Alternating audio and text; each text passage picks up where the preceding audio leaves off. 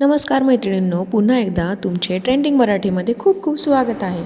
एक साडी अशी असते जी केवळ कपडा नसते, ती परंपरेचा अभिमान असते. ती नेसली की नजरा आपोआप थांबतात आणि मनातला अभिमान उंचावतो. ती म्हणजे पैठणी. चला तर मग पाहू पैठणीचे प्रकार. ही आहे कलांजनी पैठणी.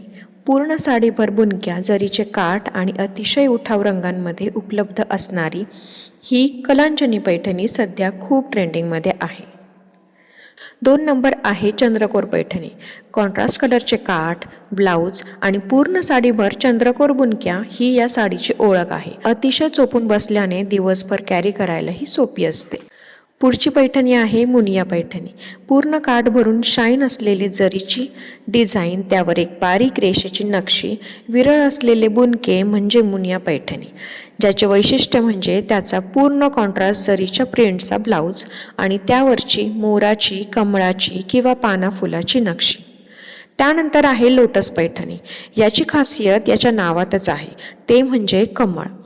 पूर्ण गोल्डन काठांवर कॉन्ट्रास्ट कलरचे कमळाचे नक्षीकाम या प्लेन पैठणीची अजूनच शोभा वाढवते.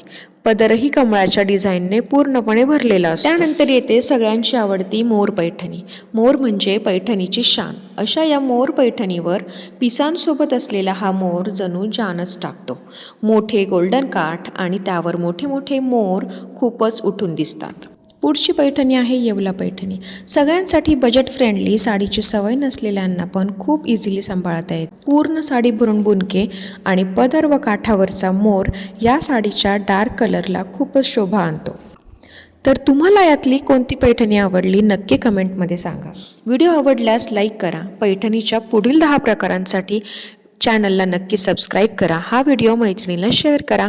चला तर मग भेटू पुढच्या व्हिडिओमध्ये. बाय.